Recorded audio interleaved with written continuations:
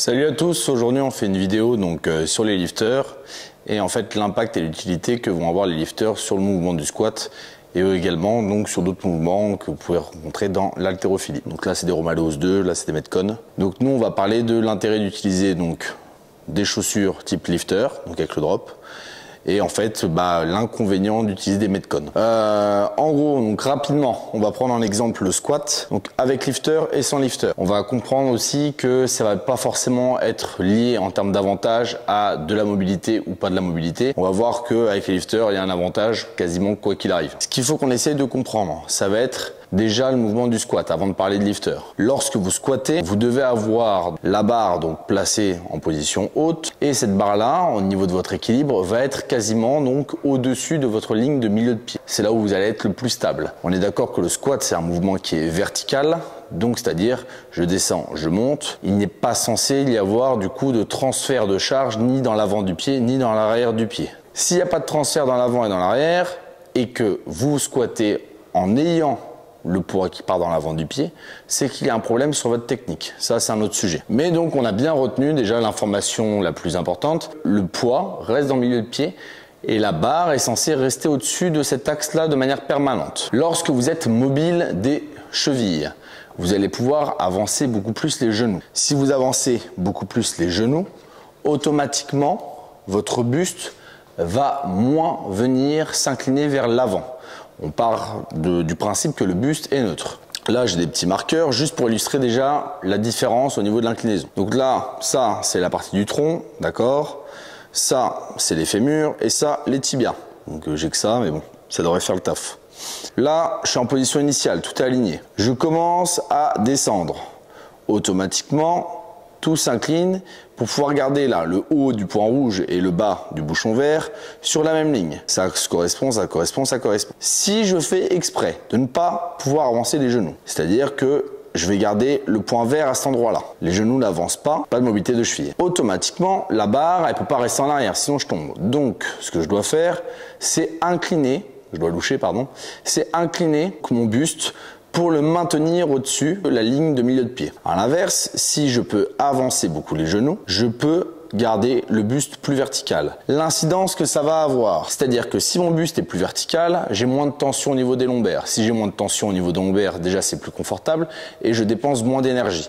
Je serai également beaucoup plus en canne, d'accord? J'aurai un mouvement beaucoup plus en jambes. Si je n'avance pas les genoux et que j'ai le buste qui penche beaucoup plus vers l'avant, je serai beaucoup plus sur une mécanique de dos. Les personnes qui vont préférer squatter pieds plats, qui ne vont pas avancer les genoux parce que forcément ils n'ont pas forcément la mobilité ou parce que aussi ils sont à plat et qu'ils ont également peut-être une dominante de dos, c'est-à-dire qu'ils sont plus forts de la chaîne poste, du dos notamment, plutôt que des quadris, ces personnes-là seront beaucoup plus fortes avec des chaussures plates. Si on prend en compte que le genou avance et qu'on essaye de pas venir s'incliner comme ça à fond avec le buste, automatiquement je serai plus en quadri. Si je suis moins fort des quadris que du dos, et en fait ça va venir me léser sur le plan performance, je dis bien. Donc là sur les petits schémas, si on regarde rapide, la ligne verte c'est la ligne de barre, là on voit bien qu'elle reste au-dessus du milieu du pied, là pareil, ici on a un petit schéma avec un petit zoom juste là, qui montre que grâce au lifter, grâce au drop de la chaussure, je vais venir avoir un outil mécanique qui me permettra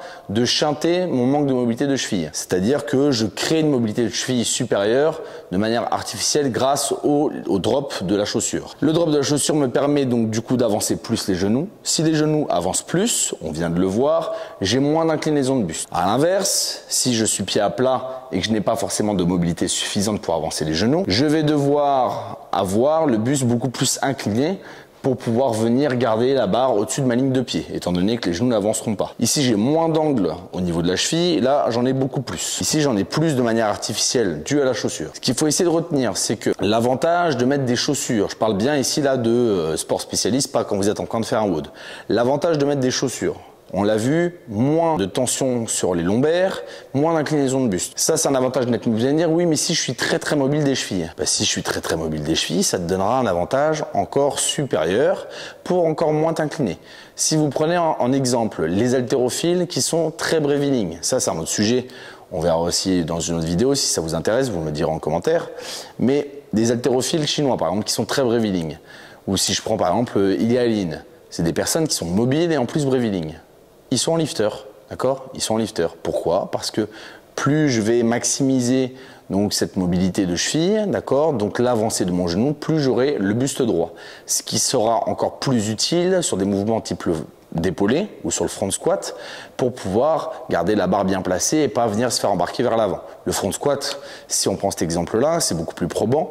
Il faut essayer d'avoir le buste bien droit et pas partir sur l'avant. Bah là, pour le coup, plus j'arriverai à le garder droit en ayant donc une mobilité de cheville importante ou avec des lifters, mieux ce sera. Donc en fait, même si vous êtes mobile, les lifters, ce sera quelque chose de très bien et de très bon pour vous à utiliser. Les personnes qui vont dire que oui, mais moi je préfère utiliser donc des chaussures plates parce que comme ça m'oblige à être mobile et avec des lifters, ça va m'obliger à être mobile. Pareil, là c'est encore discutable. Les personnes qui auront un manque de mobilité de cheville de base et qui vont utiliser des chaussures plates auront tendance à moins avancer les genoux et à plus se pencher, donc plus de pression aussi au niveau de l'articulation de la hanche. Alors que si vous mettez des lifters, ça va vous obliger à avancer les genoux. En plus, avec la charge de la barre, ça va vous obliger donc à avancer les genoux et à venir un peu écraser sur la mobilité de cheville en fin de course et ça vous aidera sûrement à gagner de la mobilité. Donc même les chaussures peuvent vous aider en fait à gagner un petit peu en mobilité de cheville. Après quoi qu'il en soit, la mobilité de cheville c'est quelque chose à bosser à part entière, je veux dire à côté. Donc faut pas compter uniquement sur des pompes ou pas de pompes pour pouvoir la bosser sur le mouvement du squat, c'est quelque chose que vous pouvez faire de votre côté. Il me semble que Robin va faire une prog avec une routine de mobilité qui sortira, donc vous pouvez regarder ça aussi. Voilà, du coup alors, je résume. La barre toujours au-dessus de ma ligne de milieu de pied. Si je peux avancer correctement les genoux et relativement de manière importante les genoux, j'aurai moins d'inclinaison de buste. Si j'ai moins d'inclinaison de buste, j'ai moins de pression, moins de tension sur les lombaires. Automatiquement, mouvement beaucoup plus en canne. Si j'utilise des lifters, je vais accentuer cette mobilité de cheville, je vais accentuer le mouvement du genou vers l'avant. Donc, j'aurai ces choses-là qui vont être encore maximisées. À l'inverse, pas de chaussures, j'aurai tendance à venir plus m'incliner vers l'avant et être dans une dynamique plus de hanche et avec le genou qui a peine à avancer. Sur les chaussures, si je dois faire un petit topo rapide, en fait, il y a beaucoup de marques qui proposent des lifters. Donc avec des drops, les drops sont différents. Il faut savoir que si on n'a pas l'habitude d'utiliser des chaussures avec un drop, ça peut créer des tensions au niveau du tendon du quadriceps au démarrage, puisque il y aura plus de tension mis à ce niveau-là, puisque le genou avancera plus. Donc il risque peut-être d'y avoir un petit temps d'adaptation. Ça se fait pas comme ça. Pareil, pas forcément bonus tout de suite. Donc quand vous utilisez un nouvel outil, il faut peut-être avoir un petit peu de bouteille avant de pouvoir ressentir les bons effets. Donc moi je vous conseille, si vous voulez faire un peu de sport spé, c'est-à-dire du squat spé ou venir faire de l'haltéro, etc., c'est d'utiliser le matériel adéquat.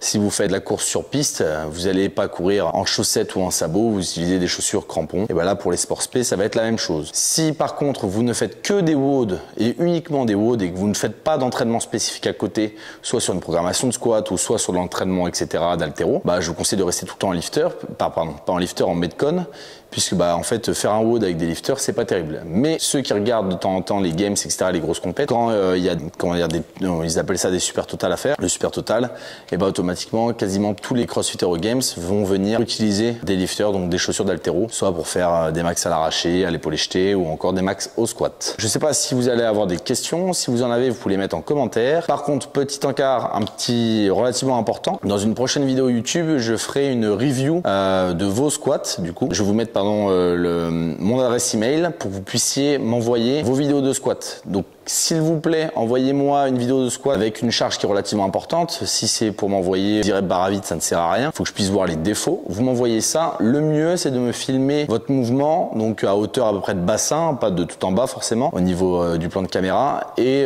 que ce soit filmé de 3/4 face, c'est-à-dire à peu près cet angle-là. Vous m'envoyez ça sur l'adresse email. L'adresse mail sera en description. J'en sélectionnerai donc une partie et je ferai une vidéo review pour expliquer en gros les problèmes que les personnes peuvent avoir, si c'est des problèmes de placement, de mécanique ou des problèmes encore de déséquilibre musculaire. Voilà, donc il y aura une vidéo sur le sujet. Je vous laisse m'envoyer ça par mail. S'il vous plaît, m'envoyez pas la vidéo où vous prenez une gorgée de shaker, vous mettez vos poids, vous me faites un cut du mouvement relativement propre pour pas me faire perdre du temps à regarder des vidéos où il y a un milliard de trucs qui servent à rien. Pas d'autres choses à ajouter dans la vidéo. Je vous laisse retrouver toutes les progs sur powercamp.fr.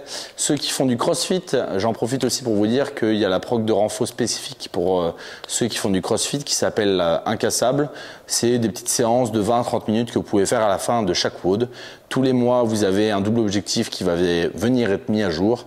Donc là, par exemple, sur le mois de juillet, ça va être hypertrophie du membre inférieur et travail du grip. Donc chaque fin de séance de WOD, vous avez la possibilité de travailler donc de manière spécifique des petits objectifs comme ça, pour essayer de progresser, pour avoir un petit peu de redondance dans les exercices de renforcement musculaire que vous pratiquez. Voilà, je vous dis à bientôt et comme dirait Robin, à plus YouTube. 23 h, dodo.